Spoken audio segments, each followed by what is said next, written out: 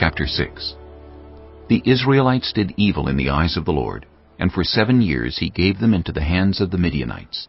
Because the power of Midian was so oppressive, the Israelites prepared shelters for themselves in mountain clefts, caves, and strongholds.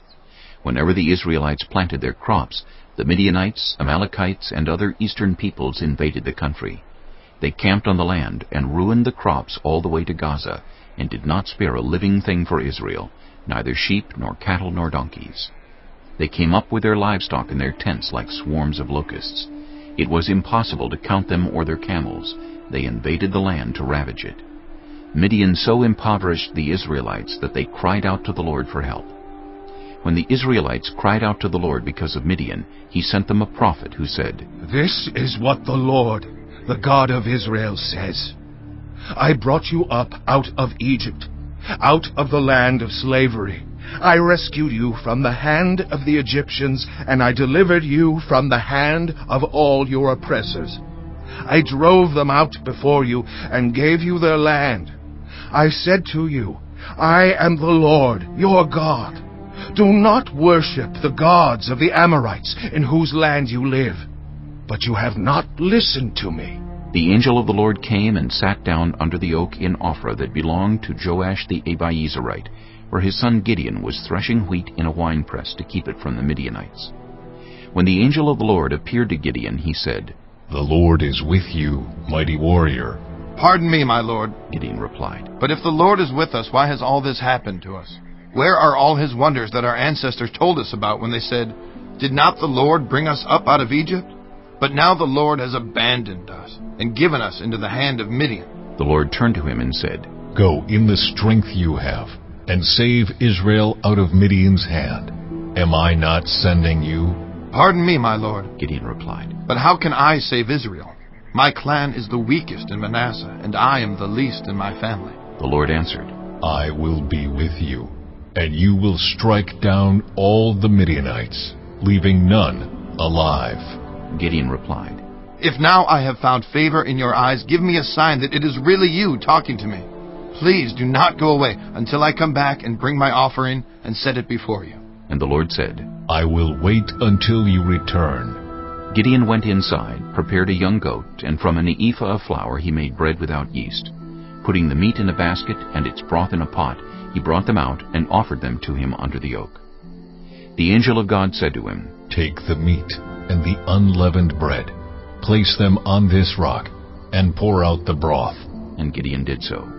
Then the angel of the Lord touched the meat and the unleavened bread with the tip of the staff that was in his hand. Fire flared from the rock, consuming the meat and the bread, and the angel of the Lord disappeared. When Gideon realized that it was the angel of the Lord, he exclaimed, "Alas, sovereign Lord, I have seen the angel of the Lord face to face." But the Lord said to him, "Peace. Do not be afraid. You are not going to die." So Gideon built an altar to the Lord there and called it, "The Lord is Peace." To this day it stands in Ophrah of the Abiezrites. That same night the Lord said to him, "Take the second bull from your father's herd, the one 7 years old. Tear down your father's altar to Baal, and cut down the Asherah pole beside it. Then build a proper kind of altar to the Lord your God on the top of this height, using the wood of the Asherah pole that you cut down. Offer the second bull as a burnt offering." So Gideon took 10 of his servants and did as the Lord told him. But because he was afraid of his family and the townspeople, he did it at night rather than in the daytime. In the morning, when the people of the town got up, there was Baal's altar demolished, with the Asherah pole beside it cut down, and the second bull sacrificed on the newly built altar. They asked each other, "Who did this?" When they carefully investigated, they were told, "Gideon, son of Joash, did it." The people of the town demanded of Joash, "Bring out your son. He must die, because he has broken down Baal's altar and cut down the Asherah pole beside it." But Joash replied to the hostile crowd around him, "Are you going to plead Baal's cause? Are you trying to save him? Whoever fights for him shall be put to death by morning. If Baal really is a god, he can defend himself when someone breaks down his altar." So because Gideon broke down Baal's altar, they gave him the name Jerubbaal that day, saying, "Let Baal contend with him." Now all the Midianites, Amalekites, and other eastern peoples joined forces and crossed over the Jordan and camped in the valley of Jezreel. Then the Spirit of the Lord came on Gideon, and he blew a trumpet, summoning the Abiezrites to follow him. He sent messengers throughout Manasseh, calling them to arms, and also into Asher, Zebulun, and Naphtali, so that they too went up to meet them. Gideon said to God, If you will save Israel by my hand, as you have promised, look, I will place a wool fleece on the threshing floor. If there is dew only on the fleece, and all the ground is dry, then I will know that you will save Israel by my hand, as you said. And that is what happened. Gideon rose early the next day. He squeezed the fleece and wrung out the dew, a bowl full of water. Then Gideon said to God, Do not be angry with me. Let me make just one more request. Allow me one more test with the fleece. But this time, make the fleece dry and let the ground be covered with dew. That night God did so. Only the fleece was dry. All the ground was covered with dew. Chapter 7. Early in the morning, Jerubbaal, that is Gideon, and all his men camped at the spring of Harod. The camp of Midian was north of them in the valley near the hill of Moreh. The Lord said to Gideon, You have too many men. I cannot deliver Midian into their hands, or Israel would boast against me. My own strength has saved me. Now announce to the army, anyone who trembles with fear may turn back and leave Mount Gilead. So 22,000 men left, while 10,000 remained. But the Lord said to Gideon, There are still too many men.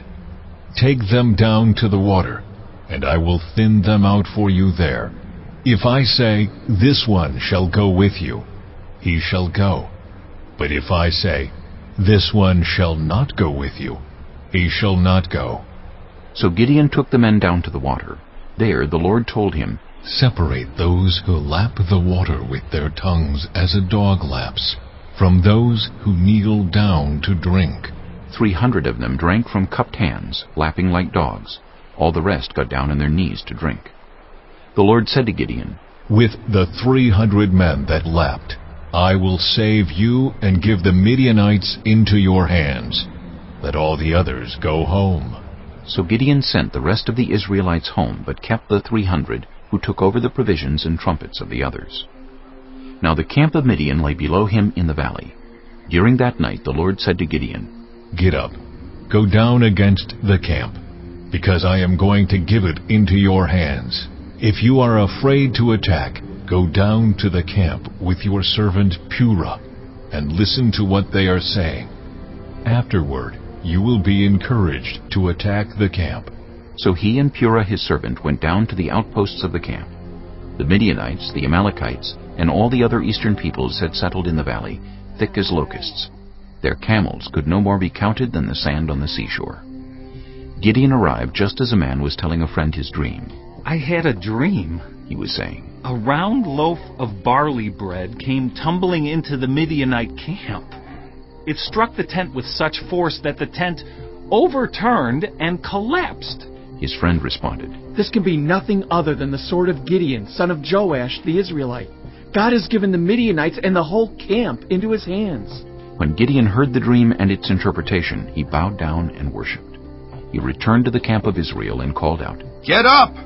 The Lord has given the Midianite camp into your hands. Dividing the 300 men into 3 companies, he placed trumpets and empty jars in the hands of all of them, with torches inside. Watch me, he told them. Follow my lead. When I get to the edge of the camp, do exactly as I do. When I and all who are with me blow our trumpets, then from all around the camp blow yours and shout, For the Lord and for Gideon.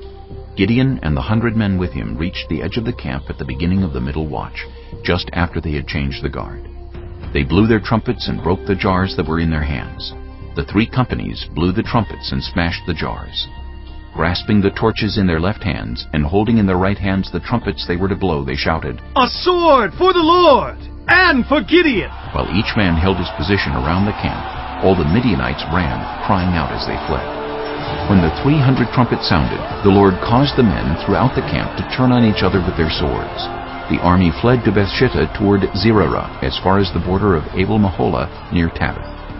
Israelites from Naphtali, Asher, and all Manasseh were called out, and they pursued the Midianites. Gideon sent messengers throughout the hill country of Ephraim, saying, "Come down against the Midianites and seize the waters of the Jordan ahead of them as far as Beth-barah." So all the men of Ephraim were called out, and they seized the waters of the Jordan as far as Beth-barah. They also captured 2 of the Midianite leaders, Oreb and Zeeb. They killed Oreb at the rock of Oreb, and Zeeb at the winepress of Zeeb. They pursued the Midianites and brought the heads of Oreb and Zeeb to Gideon, who was by the Jordan.